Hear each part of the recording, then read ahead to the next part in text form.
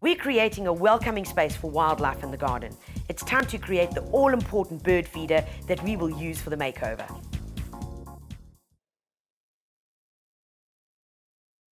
So there are a couple of things that you're going to need in order to make this happen, and it's pretty simple.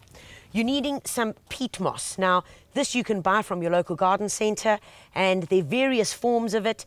Just make sure that whatever you get, the bag says peat moss. That's important. The other thing that you're going to need is some cement.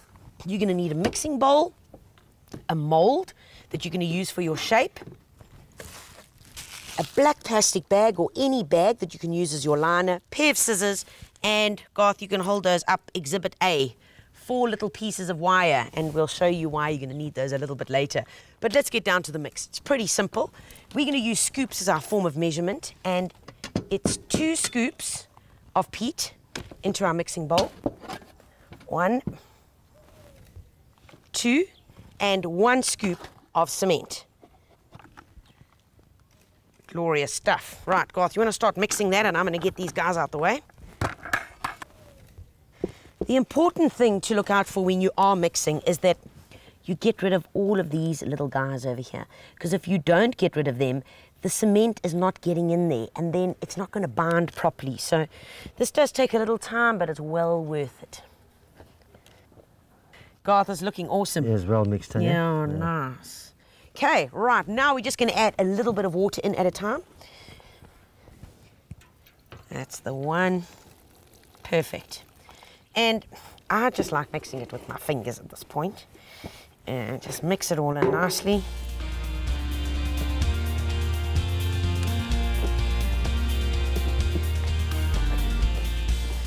Right, folks, the consistency that you're wanting for this is as follows. You can make a ball with it. Just like that, and that ball stays nice and solid while you're throwing it around, because that's what's important.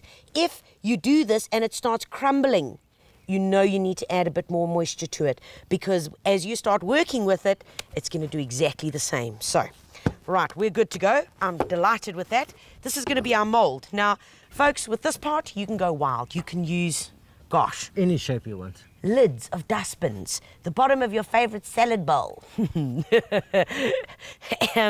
could use almost anything, really. Anything that's got a nice flat base, because remember, bird feeders, we want it to be nice and wide to allow for lots of birds to be able to perch on the edge and get in. Bird feeder that big ain't going to do anything. That'll be like dinner meals for wheels on one or something. It just ain't going to do the job. So nice and wide brim at the bottom, and this is going to be our mold. This is where our black plastic comes in. Garth, you just want to pop that in there, and then I'll just get away the edges there. That's the one. Okay, now, just to make life a bit easier, I'm going to cut off these edges right now. It'll just look a whole lot neater. Okay, we can do away with this. All right, now the plastic is basically an option as a releasing agent, and that's all it does. Instead of having to put something in here, you put the black plastic and it works perfectly, absolutely perfectly. So we take our good lump of the stuff, and you're going to start at the base in the middle. So just hold it up like that. You're just going to bang it in, bang it at the bottom. You want to make sure that it's at least 2 centimeters thick.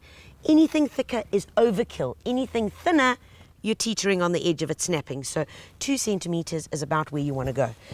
If you find that your mixture starts drying out a little bit, just take a bit of water and just flick it inside. Garth, just pass me that watering can there. And I'm going to show you, just rather do this and just flick a little bit on it. Much safer than pouring in loads of water. How are you doing there, Garth? Right. I'll need some more. Okay, here we go. Bang it in. And you'll notice Garth is just using his knuckles, and he's just pushing it down with his knuckles. Works nice and evenly, and you get a nice firm support within there. Garth, you happy with the base there? Yes, base is fine. We just need to build up the sides now, Tanya. All right, here we go. Now, as we put it in to build the sides, you can then start getting the right curve that you're wanting on the inside of your bird feeder. We basically just work that round all the way around. And remember, this is a bird feeder, not a bath. We're going to be putting seeds inside here, so it doesn't need to be very deep. It literally just has to have a small lip on either side.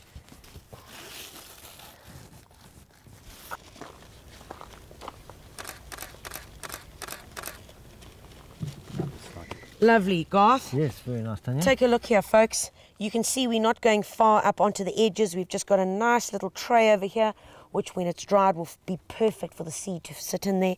The final bit that we've got now, those 4 pieces of wire, which was exhibit A, remember. Garth, those little pieces of wire, explain to folks what we're going to do with them. What we're going to do with this 8-gauge wire, this is going to be hanging from a tree, so we need to make a hole on each side. One there, one there, one there, and one over here. And then we can, when it's dry, you just thread your nylon rope or whatever you want to put through it. It's important to put the holes in now, to put the wire now. It avoids having to drill, and really it makes the cement dry around it, so your concrete dries or your hypertufa mix dries without then having to interfere with it. The hole's already there, nice and secure. And Kelio heel and Kelio dar. And we are done. Very, very easy. All you got to do now is leave it to dry. This guy's going to take about 24 hours. That's it. How do you know it's dry? Well, you'll see it changing color. Right now, Garth and I are going to let this one dry and show you one that we made a day ago. Alrighty, folks, this is the one that we made a day ago, and it's pretty simple. Take a look here. Aha. Pull these guys out first. There we go. Okay, now, last one. To take it out, this is how you do it. Put your hand on the inside. Hold it there. Turn it over. Lovely stuff. Pull off your black plastic. And there we have a gorgeous feeding trough. Now, of course, you're going to say, well, those were the wires. We needed those there for a reason.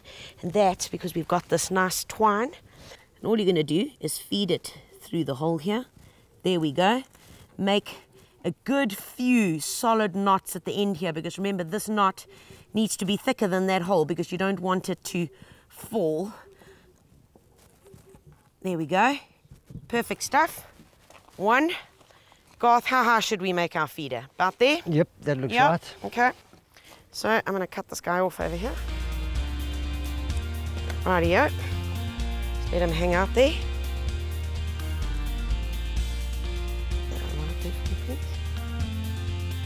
Last one to go in. That's it. Tie it off the same. Rightio. Okay. Lift these guys up. Pull it through. And at this point now, this is the one that we don't cut too short. We're going to make this about double the length. Okay, Garth, and we're going to just make sure that these are nice and even. Okay, so that's why I work off an even surface. Take them over there, and we're then going to tie them up.